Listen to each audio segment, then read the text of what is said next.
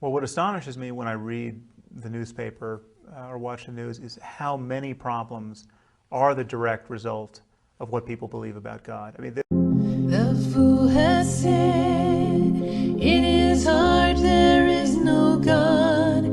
They are corrupt. Well, what astonishes me when I read the newspaper or watch the news is how many problems are the direct result of what people believe about God. I mean, there are days when I open the New York Times where fully half of the stories are, in a way that's unacknowledged by the paper, relate to people's religious convictions.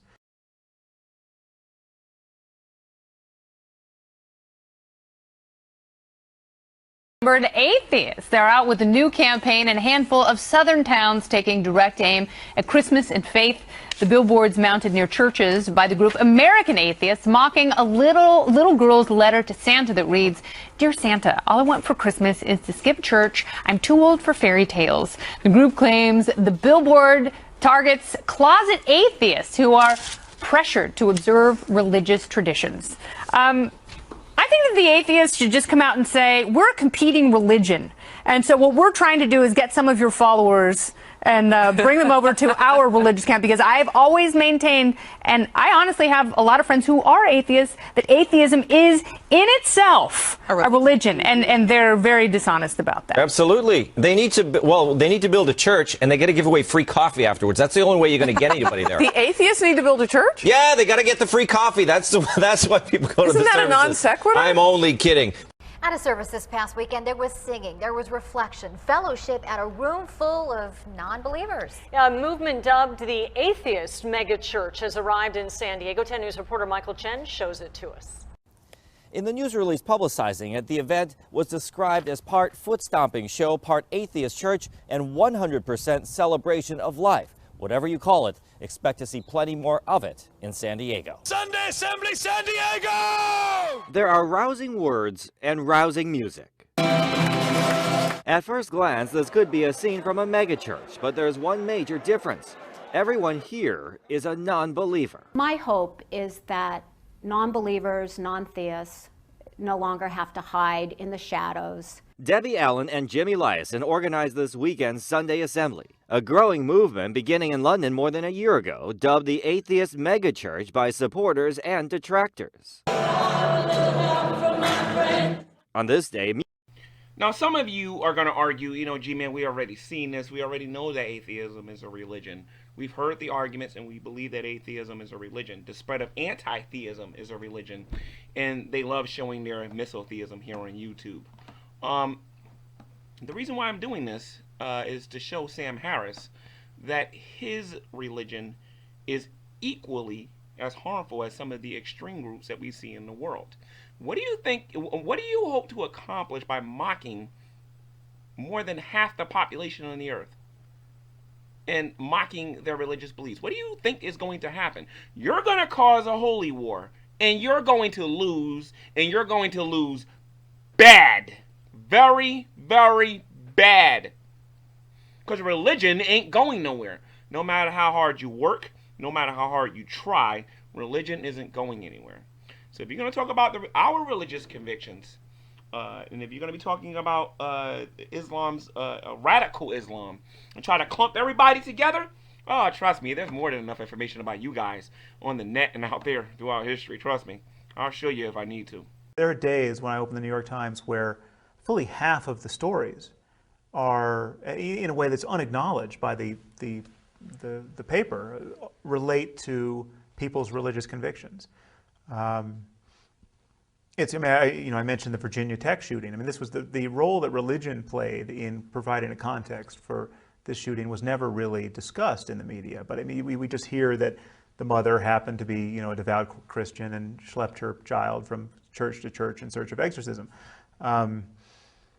I just see continually our attention bound up in these competing ideas about God.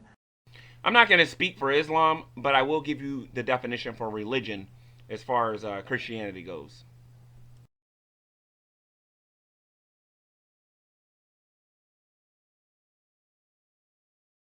I want to bring something to the attention of all of you. One of the things that Sam Harris, Matt Dillahunty, guys like Aaron Ra, and some of these other popular atheists out there, they don't tend to focus on the good that people who are Christians and Muslims and who have different religious convictions, they don't focus on those things. They don't focus on all the food that's given away every day. They don't focus on the widows that are being taken care of. They don't focus on how many children are eating in foreign countries, how many missionaries has been sent out from this country alone throughout the world, and all the wonderful things that Christians has done. They don't focus on those things. You'll always notice on the internet, they focus on all the negative things because they have an agenda. They want to spread their anti-theism. So what they're doing, in fact, is they're rejecting Christianity and Islam and all these other religions, and they're pushing their own belief system on you, and they're indoctrinating you by trying to be in a so-called default position by saying that, look at religion. Look at all the horrible things that religion is doing. But I do give God thanks that our governments are smarter than that. I give God thanks that that the average Joe out there is just smarter than that, and they realize that these people have an agenda. Ain't nobody stupid. We notice, we see that you guys are focusing on all the negatives. You're trying to take extreme groups and tie them into the positive groups, and you're trying to say that they're the same. You say, well, we guys got to get rid of religion altogether. And I'm also very happy that not all atheists want to see religion go. They just claim they don't believe in a God. But Sam Harris, I'm going to tell you like this. I believe that you are in a religion yourself. And in a very polite, passive-aggressive way, you're spreading anti-theism. And you need to be exposed. But let's hear what else you got to say. At best, this is often just a waste of time. But at worst, it is manufacturing violence and unnecessary conflict and misuses of our resources. And what's more, it is very rare that we acknowledge. I mean, now we're beginning to acknowledge the role that Islam is playing in Muslim terrorism.